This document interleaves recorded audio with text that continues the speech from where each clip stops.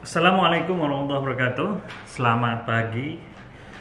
Alhamdulillah, puji syukur kehadirat Allah Subhanahu wa taala karena hari ini kita bisa berjumpa dalam pertemuan kali ini. Saya hari ini berada di Laboratorium Teknik Bioinformatika, Departemen Teknik Mesin dan Biosistem, tempat saya bekerja. Jadi vlog ini saya buat dalam rangka untuk melanjutkan ya vlog yang saya buat selama saya studi di University of Tsukuba. Jadi setelah kembali ke Tsukuba, saya kembali menjadi dosen di teknik program studinya, departemennya teknik mesin dan biosistem.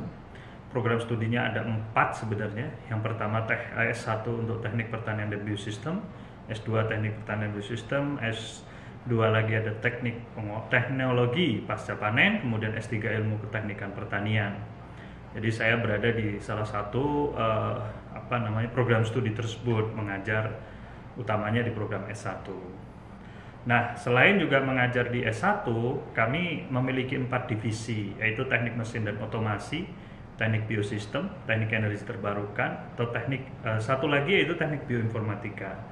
Nah, teknik bioinformatika ini kemudian berkembang, yang saat ini kita sedang usulkan menuju ke teknik sistem dan informatika pertanian. Dinamika perubahan ini tentu didasari oleh keadaan dan situasi yang ada saat ini. Nah, sebenarnya apa saja sih pekerjaan seorang dosen itu? Seorang dosen kalau di Indonesia setidaknya ada 3 pekerjaan utama, yaitu menjadi pendidik atau kegiatan pendidikan. Yang kedua adalah penelitian, research. Kemudian yang ketiga adalah pengabdian pada masyarakat. Nah, kegiatan pendidikan ini adalah kegiatan seperti biasa yang teman-teman tahu bahwa seorang dosen itu kan mengajar gitu ya, mengajar mahasiswa baik itu S1, S2, atau S3. Dan ini merupakan proses bisnis perguruan tinggi yang sudah umum diketahui oleh masyarakat. Namun demikian, ada tugas kedua yaitu kegiatan penelitian. Nah, ini yang tidak dimiliki oleh guru sebenarnya. Jadi perbedaan antara dosen dan guru saya kira terletak pada 2 tugas yang kedua ini, yaitu penelitian. Apa saja yang dilakukan penelitian? Yaitu pertama adalah membantu mahasiswa dalam melaksanakan kegiatan penelitian, baik itu melalui tugas akhir. Kemudian dosen juga harus membuat bidang penelitiannya sendiri. Sebagai contoh, kami di divisi ini, teknik sistem dan informatika pertanian, ini lebih banyak nanti menggarap riset-riset yang berkaitan dengan implementasi sistem nih, optimasi sistem dan juga informatics gitu ya. Nah, ini untuk mendukung kegiatan utamanya adalah pertanian presisi dalam hal ini. Nah, research ini sendiri ada yang sifatnya voluntary maksudnya adalah dikerjakan tanpa adanya funding dari luar, namun juga ada riset-riset yang kita kerjasamakan atau ada funding dari luar. Baik itu dari internal Dikti, luar itu maksudnya luar perguruan tinggi, tapi internal Dikti, Direktorat Perguruan Tinggi, atau dari hibah-hibah dari luar. Luar maksudnya adalah misalkan perusahaan, kemudian mitra-mitra yang bekerja sama dengan perguruan tinggi untuk melaksanakan kegiatan penelitian.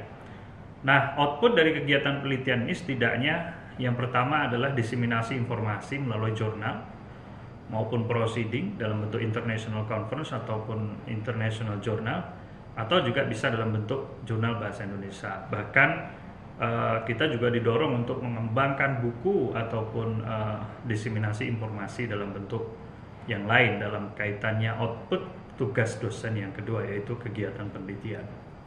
Sementara kalau kita lihat tugas yang ketiga, yaitu adalah pengabdian kepada masyarakat.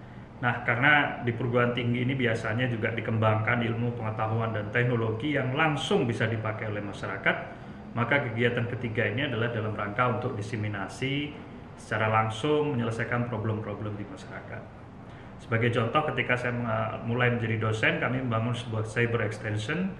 Ini kami diseminasikan di petani-petani yang ada di Indonesia, bagaimana mereka memanfaatkan teknologi internet untuk mencari informasi, untuk menggali informasi di dalam untuk meningkatkan kegiatan mereka.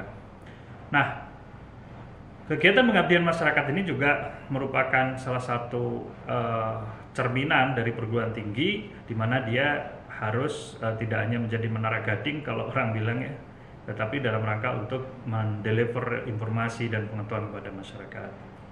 Nah, karena kegiatan penelitian tadi biasanya lebih kepada future activity atau kita menggali hal-hal baru, maka ini biasanya adalah hasil-hasil penelitian yang sudah teruji dan sudah bisa diterapkan di masyarakat. Jadi tidak semua nanti hasil-hasil penelitian yang ada itu bisa dipakai sekarang. Karena kita ketika ingin meneliti, maka proyeksi kita tidak hanya sekarang tapi mungkin lintas generasi. Jadi makanya ada tugas ketiga, yaitu pengabdian kepada masyarakat, di mana ilmu pengetahuan yang sudah ada ini kita bisa manfaatkan untuk menyelesaikan permasalahan-permasalahan terkini. Walaupun riset-riset saat ini juga diarahkan kebanyakan untuk deliver teknologi atau deliver solution untuk menyelesaikan permasalahan yang ada saat ini atau terkini. Ini tergantung sekali terhadap hibah-hibah penelitian yang ada. Kalau hibahnya fundamental, ya kita mengembangkan ilmu-ilmu dasar untuk fondasi nanti keilmuan-keilmuan yang bisa dikembangkan di kemudian hari. Tapi kalau risetnya sudah hilirisasi, sehingga kita punya teknologi yang sudah diciptakan, kemudian nanti masuk kepada kita menyebutnya adalah hilirisasi, ya, sudah mulai bisa digunakan oleh masyarakat.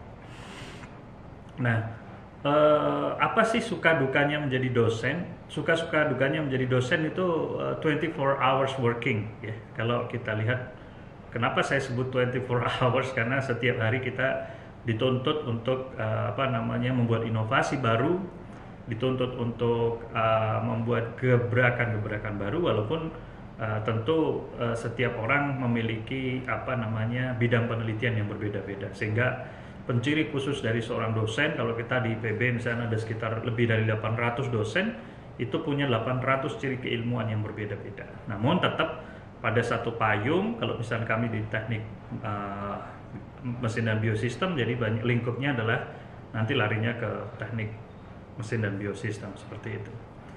Mungkin buat teman-teman, apa tipsnya ketika teman-teman misalkan sudah melanjutkan studi dan ingin menjadi dosen? Yang pertama adalah ini dulu, tentukan bidang keahlian atau bidang yang kalian minati. Jadi di S1 itu carilah bidang, sub bidang. Kalau di teknik pertanian dan biosistem misalnya prodi itu, maka ada sub bidang. Nah, ambil satu sub bidang yang kalian sukai. Setelah kalian sukai, maka lanjutkan S2, program S2. Nah, cek S2-nya kalau bisa minimum terakreditasi B kalau di Indonesia, kalau bisa terakreditasi A.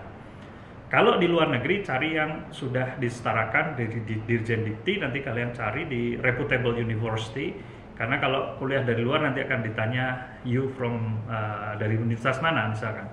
Itu sangat menentukan nanti pada karir dosen.